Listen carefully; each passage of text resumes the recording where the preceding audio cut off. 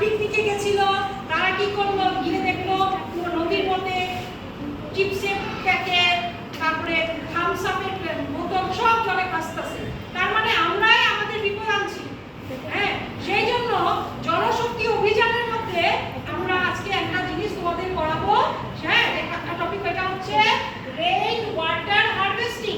Rain water মানে বৃষ্টির জল, হারভেস্টিং মানে বৃষ্টির জলকে আমরা কিভাবে সংরক্ষণ করে রাখতে পারি। কারণ একদিন পৃথিবীতে জল থাকবে না, কিন্তু আমরা যে হারে জল নোংরা করছি, একদিন পৃথিবী থেকে জল থাকলেও সেই জল খাওয়ার উপযোগী না, ব্যবহার করার উপযোগী হবে না। এই জন্য সবসময় মনে রাখবা, কখনো জলে তোমার কাছে একটা প্যাকেট আছে, তুমি এটা তোমার ব্যাগে রেখে দাও, ঘরে নিয়ে ডাস্টবিনে ফেলবে, তথাপি নদী নালা খাল বিলের মধ্যে ফেলবে না। ওই প্যাকেটের জন্য নদীতে থাকা জলজ প্রাণীগুলো মরে যায় অক্সিজেনের অভাবে।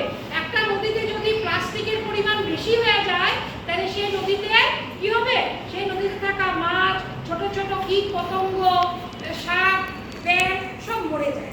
এখন আদিত্য আসো, আর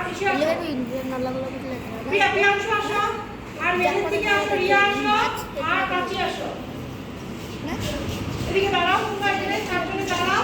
এখন তোমাদের আমি একটা ডেমো দিচ্ছি। সেই ডেমোটা দেখছো যে আমি যে বললাম রেইন ওয়াটার হারভেস্টিং, আমি তোমাদের জন্য একটা ছোট্ট মডেল বানিয়ে এনেছি। বৃষ্টির জল সংরক্ষণ করার একটা কি নমুনা মডেল। এখন তোমরা ধরো, দুজন ধরো, ধরো এখানে দুজন ধরো। এখন সামনে আসো, তুমি আসো, এই মডেলটা ওদিকে যাও, তুমি প্রাচীর ওদিকে যাও। এখানে দেখো, এখানে আমরা একটা ঘর বানিয়েছি। ওকে, ঘরের চাল আছে, এই চালের নিচে আমি কি বানিয়েছি, একটা, তুমি নেমে এসে করো, হ্যাঁ, আর সামনে এসে করো, একটা নেওড়া বানিয়ে দিয়েছি। নেওড়া বুঝতে পেরেছো তো? জল যখন টিনের থেকে পড়ে, সেই জলটা আমরা কি করি, প্রত্যেকের বাড়িতে দেখবা জলটা পড়ে যায়, জলটা চলে যায়, কিন্তু সেই জলটারে আমরা সংরক্ষণ করতে পারি কিভাবে? আমরা এখানে একটা পাইপ লাগিয়ে দিয়েছি। পাইপ লাগিয়ে এই পাইপের জলটা এই সিনটেক্স ড্রামটার মধ্যে, ওয়াটার ট্যাঙ্কার মধ্যে আমরা জমা করি। ঠিক আছে, জমা করার জন্য তোমরা মনে রাখবা, বৃষ্টির জল কিন্তু পরিষ্কার না। প্রথমে যে বৃষ্টির জলগুলো পড়লে পরিষ্কার না, হ্যাঁ, কিন্তু আমরা কি করি, কয়েকবার জল পড়ে যাওয়ার পরে আমরা জলটাকে সংরক্ষণ করে রাখি। সংরক্ষণ করার পর এই জল দিয়ে আমরা কি কি কাজ করব? কারণ অনেক সময় দেখবে টাউনের এরিয়ায় অনেক সময় 2-3 দিন জল আসে না, আমাদের তখন অনেক অসুবিধা হয় না। আর টাউন এরিয়াতে আজকাল নদী খাল বিল নাই, কমে গেছে, তখন আমাদের কি করতে হয়, জল কিনে আনতে হয়, বা কারো বাড়িতে যদি জল থাকে 2 বালতি জল আমরা নিয়ে আসি। তো আমরা যদি এইভাবে বৃষ্টির জলটাকে সংরক্ষণ করে রাখি, এইটাকে আমরা অনেক কাজে ব্যবহার করতে পারবো।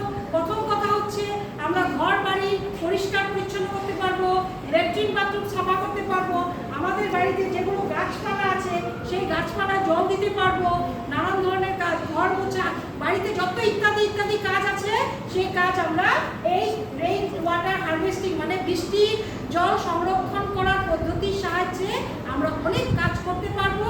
আর এই জলে হচ্ছে আমাদের কি শক্তি, তা আমরা জলটাকে যদি সংরক্ষণ করতে পারি, তো আমরা এটা অনেক কাজে ব্যবহার করতে পারবো। তোমরা জানো তো, অনেকের বাড়িতে কি আছে, কি করে, বৃষ্টির জল যখন পড়ে তারা কি করে, একটা ড্রাম, বড় ড্রাম পেতে দেয়। আমাদের স্কুলও আছে, ড্রাম একটা পেতে দেয়, জল জমা হয়, তখন আমাদের মাসিরা কি করে, সেই জল নিয়ে তোমরা যে ভাত খাও, সে থাল বাটি ধোয়। কারণ কি, অনেক সময় কি হয়, জল আসে না, তখন আমাদের ওই জলের উপর নির্ভর করতে হয়। বুঝতে পেরেছ? এখন ঠিক মনে রাখবা যে কখনো জল অপচয় করবা না। এক গ্লাস জল নিলে একটু ফেলে বাকি জল ফেলে দিলে কখনো অপচয় করবে না। আর সেকেন্ড কথা হচ্ছে, জলটাকে যতটুকু পারো সংরক্ষণ করো। ঠিক আছে, এই মডেলের সাহায্যে আমি তোমাদের রেইন ওয়াটার হারভেস্টিং